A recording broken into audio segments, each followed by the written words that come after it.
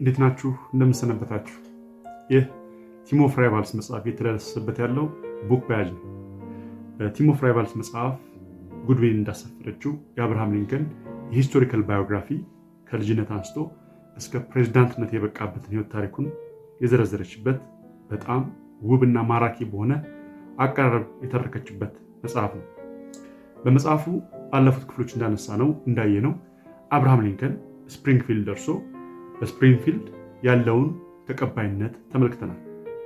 በስፕሪንግፊልድ ያገኘው ተቀባይነት በቀላሉ የመጣ አልነበረም።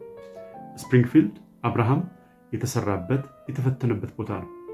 እንዲሁም በጣም በህይወት ዘመኑ አብረው የዘለቁት ወዳጆች የሚያፈራበት ነው። ከዛ ውስጥ አንዱ ጆሹዋ ስፒድ ነው። ጆሹዋ ስፒድ ለአብርሃም ሊንከን በፕሬዝዳንትነት እጩ ብቻ ሳይሆን በህይወት ውስጥም ትልልቅ ውሳኔዎችን እንዲወስን ረድቶታል።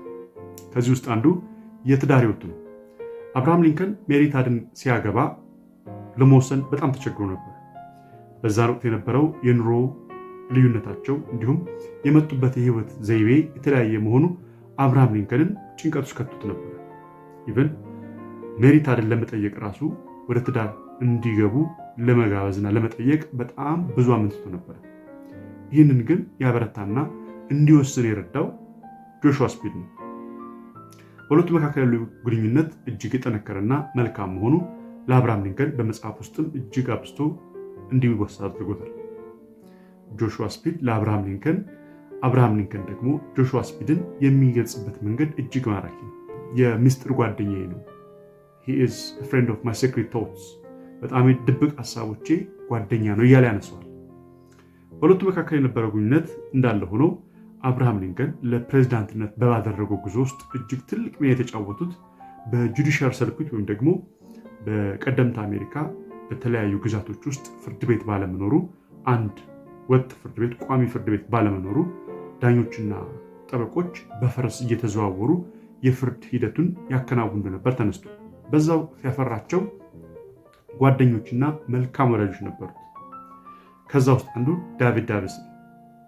ያ የህግ ሙያ ውስጥ ያገኛቸው ጓደኞቹ ለምርጫ ሂደቱ በጣም ከፍተኛ አስተዋጽኦ ነበራቸው። አብርሃም ሊንከን በህግ ሂደት ውስጥ በህዝብ ተወካዮች ምክር ቤት በኢሊኖይስ እና በዋሽንግተን ዲሲ እስከ 1849 ድረስ መስራት ችሏል። 1849 ተመልሶ ወደ ስፕሪንግፊልድ ተመልሶ የህግ ስራውን መቀጠል ችሏል። ይህም በስፕሪንግፊልድ የነበረው ቆይታው እንዲሁም በዋሽንግተን ዲሲ የነበረው ቆይታው የፖለቲካ ህይወቱን በደንብ እንዲያቀናና መሰረታዊ ምልከታ እንዲኖረው አድርጎታል። አብርሃም ሊንከን በነዛ ጊዜያቶች ውስጥ ያዳበረው የፖለቲካ ምልከታ ለሱ እጅግ ጠቃሚና አስፈላጊ እውቀቶችን ሰጥተውታል። ከዛ ውስጥ አንዱ የነበረው የባርነት ስርዓትን የተመለከተው ነው። አብርሃም ሊንከን የባርነት ስርዓትን በጽኑ ከሚቃወሙ የሪፐብሊካን ፓርቲ ፖለቲከኞች አንዱ ነው። አብርሃም ሊንከን በ1854 ወደ ፖለቲካ ተመልሶ እንዲመጣ ያደረገው ከ6 ዓመታት በኋላ ያ ማለት ከ1849 እስከ 1856 ድረስ ከፖለቲካ ርቆ ከዋሽንግተን ሲመለስ በስፕሪንግፊልድ በህግ ስራው ላይ ተጠምዶ በዛ ላይ ሲሰራ ቆይቷል።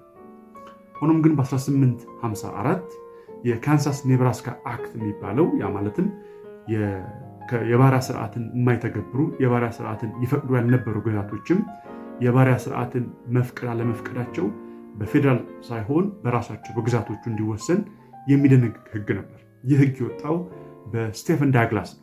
የዲሞክራት ፓርቲ እጩና ተወካይ የነበረው ስቴፈን ዳግላስ ይህንን ህግ አርቅቆ ሲያወጣ አብርሃም ሊንከን ለባሪያ ስርዓት ካለው በጣም ጥልቅ ጥላቻ የተነሳ አገሬ አደጋ ነች በሚል ተመልሶ ወደ ፖለቲካው መጣ። ይህ አብርሃም ሊንከን ከስቴፈን ዳግላስ ጋር እንዲፋጠጥ ሁኔታን የፈጠረ ነበር። ስቴፈን ዳግላስ እና አብርሃም ሊንከን በጣም የተለያዩ ግለሰቦች። አብርሃም ሊንከን በጣም ረጅም ቀጭን፣ ድምፁም እንዲሁ ቀጭንና የሰላ ነበር። ስቴፈን ዳግላስ በተቃራኒው አጭር፣ ሰውነቱ ሞላ ያለ፣ ድምፁ ደግሞ በጣም ጎርናናና ለማዳመጥ የሚማርክ አይነት ሰው ነበር። ይህ በተክለ ቁመናቸውና ባላቸው የድምፅ ባህሪ ብቻ ሳይሆን በህይወታቸውም እንደዛ የተለያየ ጉዞውን ተጉዞ የመጡ ናቸው። አብርሃም ሊንከን ባለፉት ክፍሎች እንደተመለከትነው በጣም በችግርና በመከራ ውስጥ ያለፈ በሚኖርበት ቤት ውስጥ እንኳን ለማንበብ በጋዝና በሻማ ያነብ የነበረ ነው። በተቃራኒው ስቴፈን ዳግላስ በተለያዩ የህይወት ደረጃዎቹ ላይ ሲመጣ በተለያዩ ስኬቶች ተጎናጽፎ የመጣ ነው። እንዲሁም የተማረበት ትምህርትም እንደዚሁ ትልቅ ክብርና ዝናን ያለው ቦታ ነው የተማረው። በህግ ሙያውም በልምምዱም እንደዚሁ የተለያዩ ክብሮችን የተጎናጸፈ ሰው ነው። በሁለቱ መካከል ያለው ልዩነት ይሄ እንዳለ ሆኖ ይህ የ1854ቱ የካንሳስ ኔብራስካ አክት የሚባለው አብርሃም ሊንከን ይህ ህግ በፍጹም በአሜሪካ ሊተገበር አይገባም የሚል ጽኑ አቋም ስለነበረው ይህን የሚቃወም ስለነበረ የባሪያ ስርዓት ከደቡብ ገፍቶ ወደ ሰሜኑ እንዳይመጣ ይህን ለመከላከል ወደ ፖለቲካ ፊቱን አዞረ። ይህንን ሲያደርግ በመጀመሪያ ያደረገው በዛ ወቅት የነበረው ፓርቲ የዊግ ፓርቲ ነበረ። ዊግ ፓርቲ በዚህ ምክንያት ግን ለሁለት መከፈሉን አንስተናል። ያም ማለት በደቡብና በሰሜን ያሉ የዊግ ፓርቲ አባላት ለሁለት ተከፈሉ በባሪያ ስርዓት ላይ ባላቸው አቋም።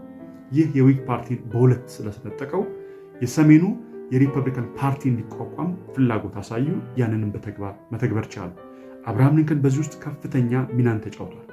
ፓርቲውን ከማቋቋም በራሱ በስፕሪንግፊልድ የተለያዩ ስራዎችን ከመስራት አኳያ ትልቅ ሚናን ተጫውቷል። አብርሃም ሊንከን ይህ ወደ ፖለቲካ ፊቱን ያዞረበት አጋጣሚ ነበር። ይህ ደግሞ በተጨማሪነት ወደ ፕሬዝዳንትነት የሚያደርገውን ጉዞ በር የከፈተ ነበር።